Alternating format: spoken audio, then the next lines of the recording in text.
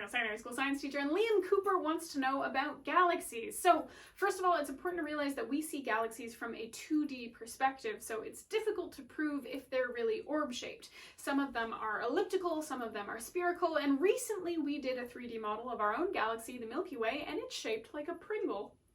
Galaxies can be classed as elliptical, spherical, or irregular based on the Hubble sequence. For elliptical galaxies, they can be classed from E0 all the way up to E10, but we've only ever seen galaxies up to E7.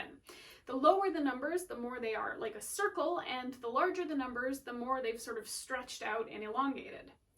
Based on what we understand, all galaxies bulge in the middle, and the more that they stretch out, the more they start to look like a fried egg, but like if there was a yolk on the top and the bottom. The more circular galaxies are likely due to two galaxies colliding, and then there's much more matter and stuff in a smaller space with gravity acting on it in such a way that it becomes more circular. Liam, as for your question, if an orb-shaped galaxy does exist, it's more likely to be in the lower number classifications. The reason that some galaxies stretch and spread out is because they're spinning. So as gravity is trying to keep everything together and hold it all in the middle, that spinning force is pushing it all out. And that centrifugal force and that force of gravity are equal to each other, so over time the galaxy kind of does this. Also, most galaxies have a black hole in the middle, and black holes don't suck things into them, that's a myth, but they are a huge amount of mass concentrated into a very small space, and that holds everything together.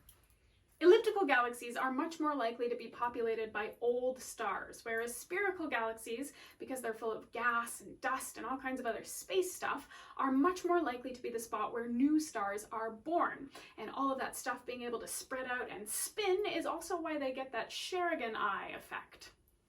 And finally, irregular galaxies. We don't know that much about them, but they don't fit into either the spherical or elliptical category. Now, there is a lot of maths and astrophysics to understand here, so as per usual, I will leave some links in the description that you can read through at your leisure to do some additional research. And remember, there's no room for shame when you're growing your brain.